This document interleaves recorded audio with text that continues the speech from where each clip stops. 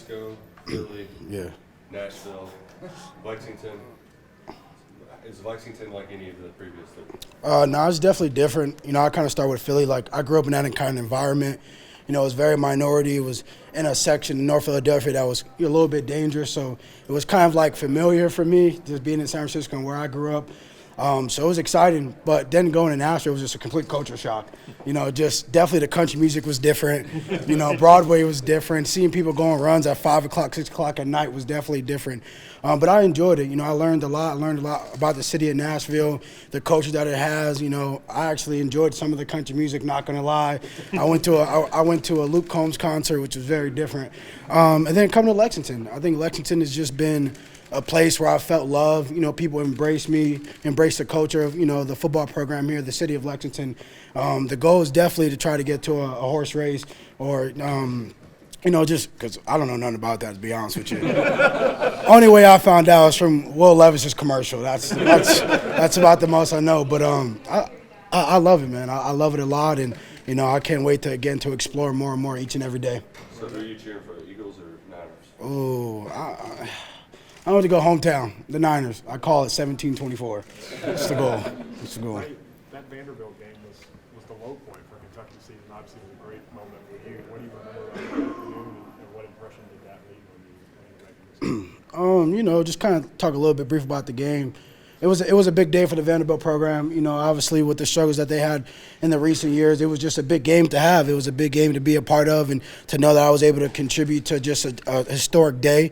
But I think just the way that the Kentucky guys handled themselves, you know, after the loss, a lot of guys came up and spoke to us. I got a chance to talk to some of the coaches, and just going against that defense. That defense was monstrous. You know, you got Deion up front, you got the young core linebacker, you got the secondary. So I knew defensively that they had the pieces to go up against anybody. And then offensively too, just knowing that they were missing just a few pieces once the season ended. And I felt that, you know, if I come in and try to earn my spot, earn those reps, and try to get the starting job, then I think it could help out the team and get us through that threshold of potentially competing for an SEC championship. So that played a lot in it. But you know, at the end of the day, it was more so just the fans, you know, just how much they embraced me on Twitter. I think I got 1.2 million views on my commitment video, so that was definitely different. I felt a little bit famous, you know, but I loved it, and I loved everything about it. But, you know, to kind of talk about Vandy, that was a great place. You know, it taught me a lot as a young man. I learned, I was developed as a football player, as an athlete, as a student athlete. You know, I had some great up and down years, you know, being there for 2 years, some close games, some heartbreakers. So, you know, I commend those guys, you know, what they did, that coaching staff coming in and kind of setting up a new culture. So I got lots of respect for Vanderbilt. You know, I was able to finish with my degree there to be an alumni. That's very big for me and my family. So, you know, kudos to those guys. But, you know, week 4 come around, we're going to be a little bit, you know, we'll still be friends, but within the white lines, we won't be. Did they make the decision harder, I guess?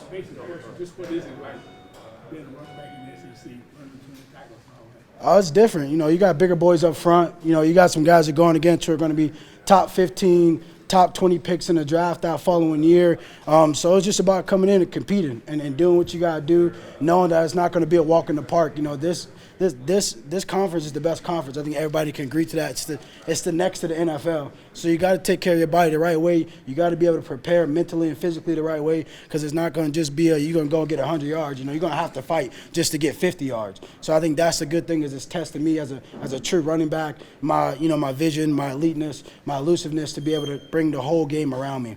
Did that make the decision harder leaving Vandy? Like, you're going to a division opponent. Were you ever like, am I really about to do this, or was it you just got to do what's best for you? It was hard. The decision was very, very hard.